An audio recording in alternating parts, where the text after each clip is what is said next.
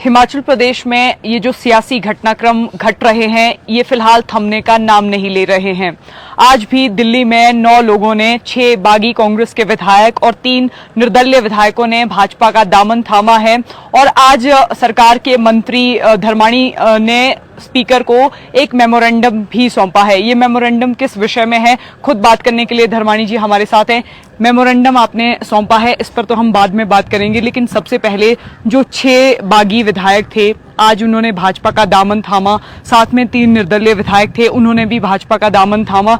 कमियां सरकार में बहुत सारी निकाली गई, कमियां आपके मुख्यमंत्री में भी निकाली गई। आप इस पूरे घटनाक्रम को किस तरह देखते हैं? देखिए, ये 6 विधायक कांग्रेस के सिंबल पे चुने गए थे और लोगों ने इनको कांग्रेस का उम्मीदवार देखकर वोट दिए थे, कांग्रेस की सरकार बनाने के लिए वोट दिए थे। तो इन्होंने ना सिर्फ कांग्रेस पार्टी के साथ विश्वासघात किया है बल्कि उन लोगों के साथ भी विश्वासघात किया जिन्होंने इनको कांग्रेस का उम्मीदवार के तौर पर अपना मत दिया था जी।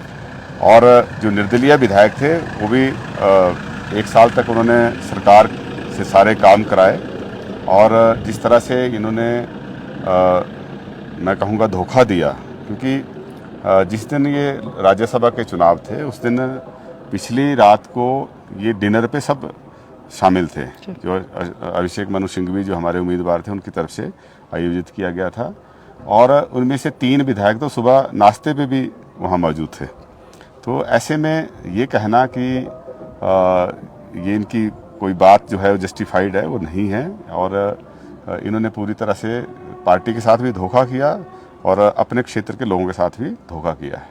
देखिए, सबसे बड़ी बात इसमें जो सवाल बार बार सामने आ रहा है कि जिन विधायकों ने बगावत की है, कुछ हमीरपुर संसदीय क्षेत्र से भी हैं, आप खुद उसी संसदीय क्षेत्र से आते हैं, आपको नहीं लगता कि मुख्यमंत्री के घर से ये बगावत शुरू हुई है? कुछ तो कारण होगा, क्योंकि उन्होंने कहा ये हमारे स्वाभिमान की लड़ाई थी, बार बार हमारा ह्यूमिलेशन हो रहा था।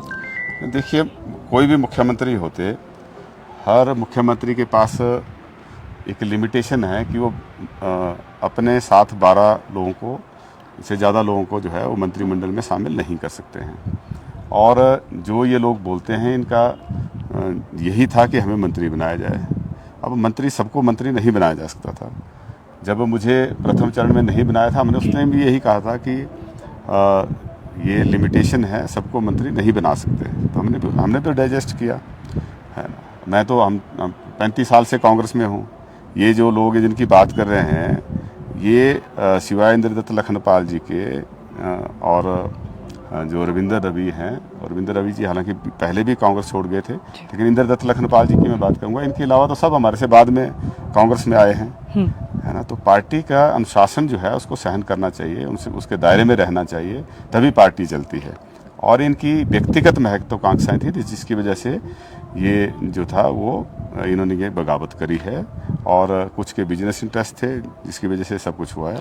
अब जो प्रदेश में उपचुनाव होने वाले हैं, अब जिस तरह से विधायक इस्तीफा देकर चुनाव लड़ने की तैयारी कर रहे हैं, कुछ लोग भाजपा का दामन थाम रहे हैं, अभी भी संशय बना हुआ है। सियासी गलियारों में बार बार ये चर्चाएं हो रही है कि आने वाला समय कांग्रेस के लिए भी चुनौतीपूर्ण हो सकता है। अब इस उपचुनाव में आप टेक्निकल पॉइंट्स क्या क्या देखते हैं? क्योंकि बार बार भाजपा के विषय में भी ये कहा जा रहा है कि कुटलहड़ की सीट पर भाजपा के पुराने स्थापित नेता है, लाहौल स्पीति में भी भाजपा के पास पेच है कि पुराने मंत्री महोदय हैं, लेकिन बार बार अब कांग्रेस के लिए चुनौतियां आप कहां देखते हैं? देखिए, हम इसमें 34 हैं। भाजपा अगर वैसे होने वाला ऐसा नहीं है, लेकिन अगर मान लिया कि 9 सीटें भी जीती है, तब भी इनको पूर्ण बहुमत नहीं मिलता है। हिमाचल की जनता बड़ी बुद्धिमान है, वो चाहेंगे कि हम प्रदेश को एक स्थिर सरकार में बदलें, जो अस्थिरता बनी हुई है इसको स्थिरता में बदलें। इसके लिए हमारी 1 सीट जीतने से भी हम पूर्ण बहुमत में आ जाते हैं और भाजपा सभी सीटें जीतने से भी पूर्ण बहुमत में नहीं आती है। तो लोगों के पास सीधा विकल्प है कि वो स्थिरता के लिए जो है कांग्रेस को वोट देंगे। और वैसे भी 1 साल में जो काम किए हैं, क्या लोग ये नहीं चाहेंगे जिस सरकार ने, जिस मुख्यमंत्री ने OPS लागू किया उसके लिए हम अपना वोट दें? जिन महिलाओं के लिए 1500 रुपये जो है, जो इंदिरा गांधी जी प्यारी बहना सम्मान निधि योजना शुरू की है वो जारी रहे, उसके लिए वोट नहीं देंगे? क्या सुखाश्रय योजना जिसने लागू की उसके लिए वोट नहीं देंगे? या क्या जब विधवा और एकल नारियों के लिए एक नई आवास योजना स्टार्ट की। उनकी बच्चों के लिए 1% ब्याज दर पे जो है वो डॉक्टर वाईएस परमार जी के नाम से जो विद्यार्थी ऋण योजना शुरू की है, क्या उसके लिए वोट नहीं देंगे? जो विपरीत परिस्थितियों में भी केंद्र सरकार के सहयोग ना मिलने के बावजूद भी जिस तरह से आपदा में लोगों को राहत दी गई, जो पूरे हिंदुस्तान में सबसे ज़्यादा राहत राशि जो है वो दी गई, तो क्या उसके लिए वो लोग भूल थोड़ी जाएंगे? एक साल में एक भी आरोप आज दिन तक हमारे किसी मंत्रिमंडल के सहयोगी के ऊपर सरकार के किसी फंक्शनरी पे नहीं लगा। ये सबसे बड़ी अचीवमेंट है। राज्यसभा में क्रॉस वोटिंग हुई, तो जिन्होंने क्रॉस वोटिंग की और एक अनैतिक कार्य किया है ना, और उसका दंड जो है उनको जनता देगी।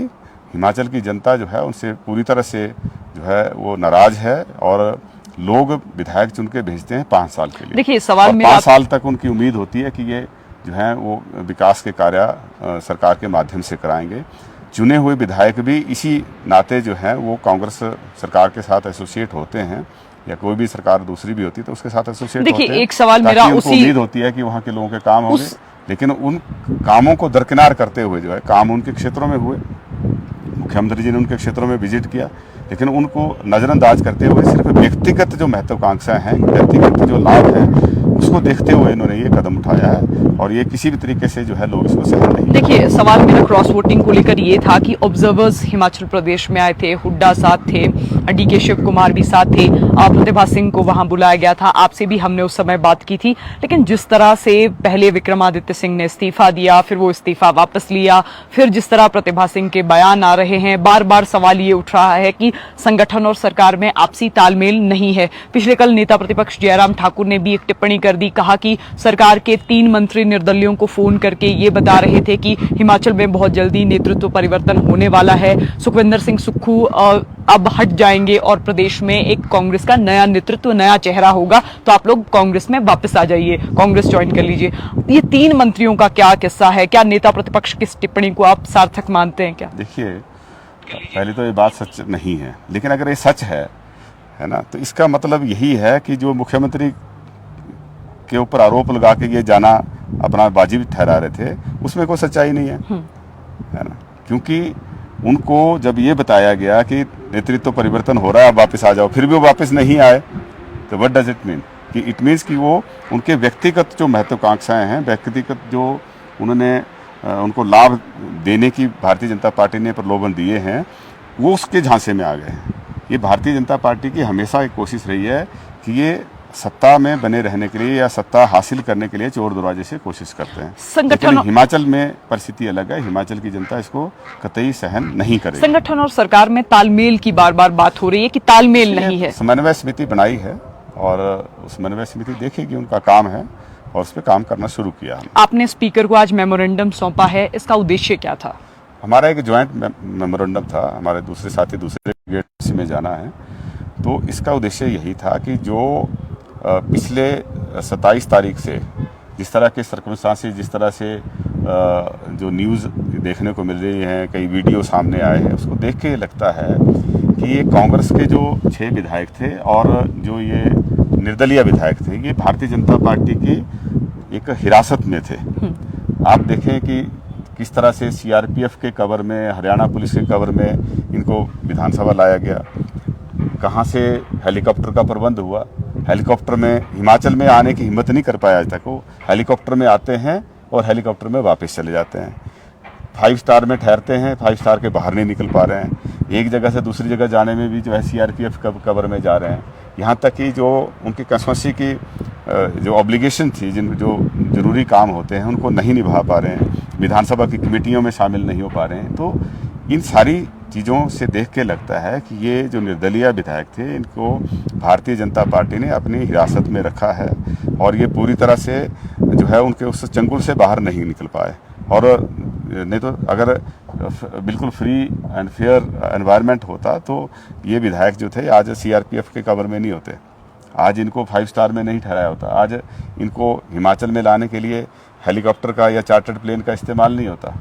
ठीक है ना। इससे पहले भी आते जाते थे तो कौन सा हेलीकॉप्टर या चार्टर प्लेन से आते थे। मेमोरेंडम सौंपने का क्या उद्देश्य है? मेमोरेंडम सौंपने का उद्देश्य यही था जो मैं एक्सप्लेन कर रहा हूँ कि ये सारे सर्कमस्टांसेस बताते हैं कि जिन निर्दलीय विधायकों ने ये इस्तीफा दिया है, ये बीजेपी के नेतृत्व ने जो दबाव इनके ऊपर डाला, जो प्रलोभन इनको दिया, उसकी वजह से इन्होंने दिया है। एक अंतिम सवाल, हिमाचल प्रदेश के सियासी गलियारों में और कुछ सियासी जानकार ये बता रहे हैं कि सरकार अभी भी वेंटिलेटर पर है। इसको क्या माने हम, सरकार का पक्ष क्या है? हमारे पास 34 विधायक हैं, हमारे जो विरोधी दल है उनके पास 25 विधायक हैं, तो बहुमत किसके पास है? कांग्रेस के पास है, तो बहुमत की सरकार है। अब उपचुनाव होंगे, उपचुनाव की जो आउटकम निकलेगी उसमें निश्चित तौर पे हमें विश्वास है कि भारतीय जनता पार्टी के इन कुकृत्यों के लिए हिमाचल की जनता उनको दंड देगी और 9 की 9 सीटों पे बीजेपी के उम्मीदवार हारेंगे और कांग्रेस की सरकार दोबारा से जो है स्थिरता लाने के लिए, और जिस तरह से जन कल्याणकारी कार्य आदरणीय सुखविंदर सिंह सुक्खू जी के नेतृत्व में हो रहे थे, उनको जारी रखने के लिए जो है, भ्रष्टाचार पे अंकुश लगाने के लिए जो है, ये हिमाचल प्रदेश की जनता का जन समर्थन जो है वो हमें मिलेगा और दोबारा से सरकार जो है पूरी बहुमत के साथ जो है काम करेगी और पूरे 5 साल का कार्यकाल पूरा करेगी। आपका बहुत बहुत धन्यवाद। थैंक यू, धन्यवाद। मंत्री राजेश धर्माणी हमारे साथ थे। लगातार हम बात कर रहे हैं सत्ता और सियासत की, और जिस तरह हिमाचल प्रदेश के सियासी गलियारों में ये जो घटनाक्रम घट रहे हैं, इनके मायने सरकार की नजरों में क्या है और सरकार इस विषय में क्या राय रखती है। फिलहाल हम आपको पहले ही बता चुके हैं कि दिल्ली में आज 6 बागी विधायकों और साथ में 3 निर्दलीय विधायकों ने भाजपा ज्वाइन कर दी है। तो फिलहाल संवाद भारत में अभी के लिए बस इतना ही।